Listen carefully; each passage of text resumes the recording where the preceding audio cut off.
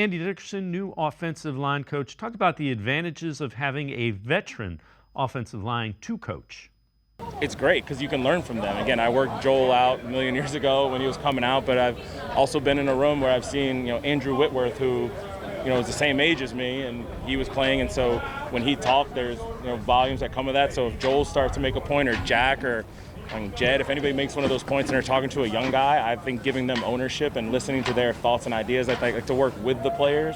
I don't say, hey, guys, we work together. So I'm just learning from those guys, and you can learn something from all those guys because they're doing it week in and week out.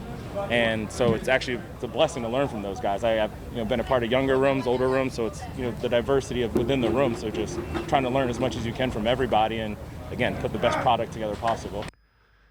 The thing that I keep coming back to, Casey, it'll be interesting to see Jedrick Wills with just a new voice. And again, we've talked forever. Bill Callahan's probably the best offensive line coach there is.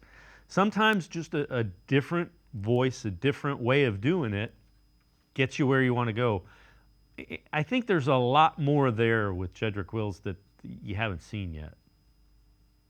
Yeah, coaching in essence is teaching, and some methods of teaching you receive better. So we'll see what it means for Jed this year.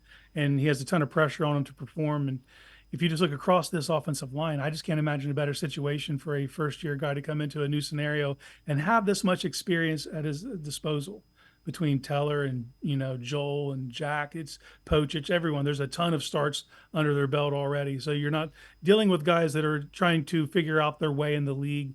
It's, for me, this is the perfect situation. And the teaching moments, he's talked about it right there. When Joel speaks, he has the sense to let that give that some air. Let the younger guys hear what Joel has to say, or Jack Conklin, and it's a pretty amazing situation for Andy Dickerson to come into and have this kind of talent and experience at his disposal.